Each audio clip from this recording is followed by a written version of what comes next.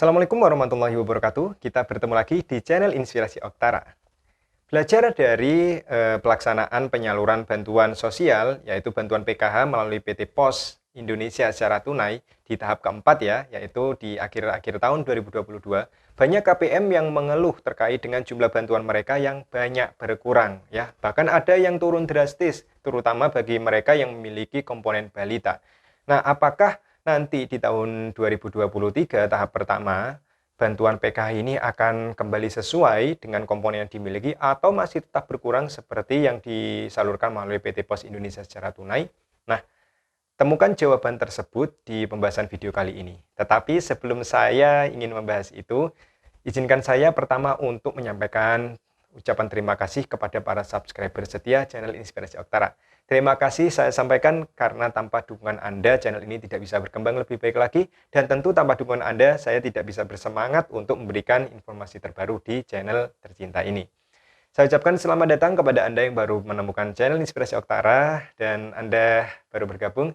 Selamat, Anda berada di channel yang tepat karena channel ini disampaikan langsung oleh pendamping sosial dari Kementerian Sosial Republik Indonesia.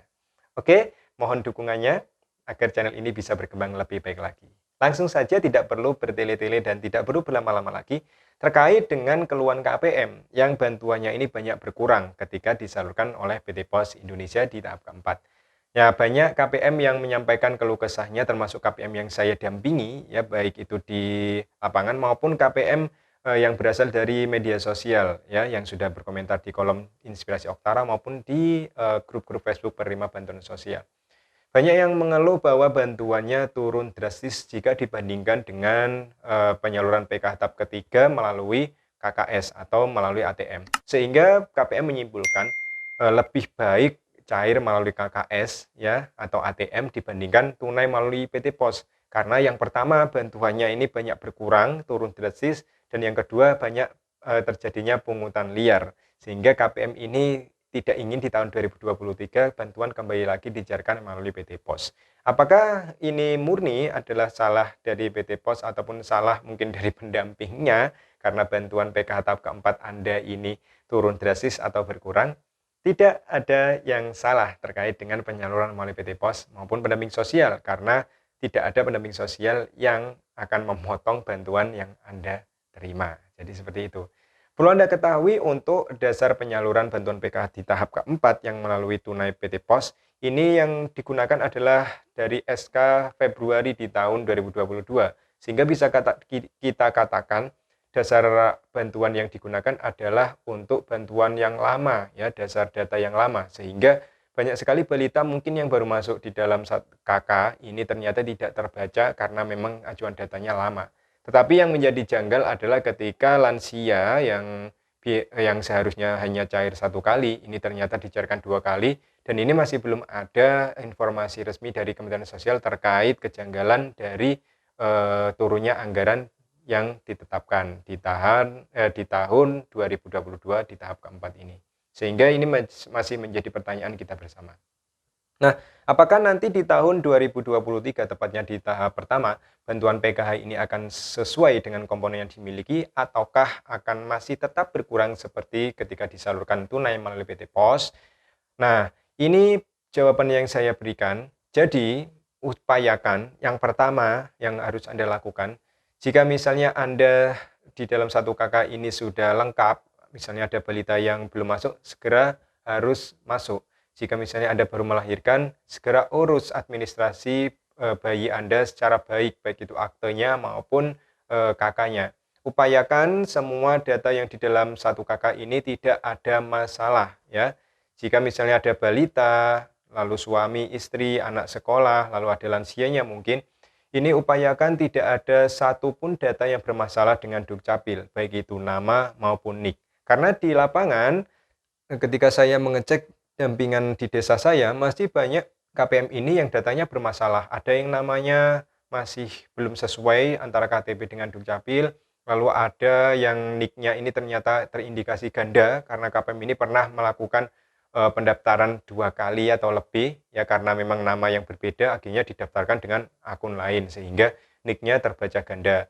Ada lagi anak sekolah yang tidak cair karena memang belum tercatat dengan baik di operator sekolahnya, yaitu operator Dapodik maupun emisnya. Jadi upayakan yang langkah pertama, ya, agar bantuan Anda bisa sesuai di tahap pertama tahun 2023, upayakan jangan sampai ada perbedaan dan jangan ada sampai masalah antara Dukcapil, lalu Dapodik maupun emis. Upayakan seperti itu. Anda harus berperan aktif. Jika untuk memperbarui data, ini silakan Anda datang ke operator yang ada di desa atau kelurahan, yaitu operator DTKS. Untuk anak sekolah yang bermasalah, silakan Anda datangi sekolah untuk menemui operator DTKS, operator Dapodik ataupun emis, tergantung apakah sekolah dari Kemendikbud ataupun dari Kementerian Agama, seperti itu. Nah, jika sudah dan Anda sudah memastikan bahwa tidak ada masalah, maka yang perlu Anda harapkan adalah kami pendamping sosial masih menunggu untuk pemberitahuan dari pusat, pemberitahuan melalui surat resmi. Semoga saja di tahap pertama tahun 2023, acuan data yang digunakan bukanlah data lama seperti yang dilakukan oleh PT Pos Indonesia. Saya berharap semoga data yang digunakan untuk penyaluran di tahun 2023 mulai tahap pertama adalah data terbaru yang sudah terupdate di Dukcapil maupun data terbaru sesuai dengan DTKS yang sudah terekam dengan baik di Kementerian Sosial Republik Indonesia. Nah, jadi kesimpulannya seperti itu. Nah, jawabannya apakah pasti akan sesuai dengan komponen yang dimiliki ataupun masih tetap dengan yang terjadi melalui PT Pos Indonesia? Masih belum ada jawaban pasti karena ini masih berupa harapan. Harapannya memang di tahap pertama tahun 2023 sekali lagi kita berharap semoga yang digunakan untuk acuan dasar pembayaran bantuan PKH tahap pertama ini adalah data terbaru. Jika yang digunakan masih acuan data lama, maka otomatis ini bisa dikatakan bantuan tahap ketiga tahun 2022, tahun 2023 ini akan masih tetap dengan penyaluran sebelumnya yang melalui PT Pos Indonesia secara tunai. Seperti itu ya. Tetapi tidak masalah, kita tinggal menunggu kebijakan yang akan turun dari Kementerian Sosial untuk persiapan penyaluran tahap pertama ya PKH tahun 2023. Yang jelas upayakan data-data di dalam satu KK Anda tidak ada masalah ya antara suami, istri, dan anak-anak maupun misalnya ada famili lain yang masuk di dalam satu KK, jangan sampai ada yang bermasalah.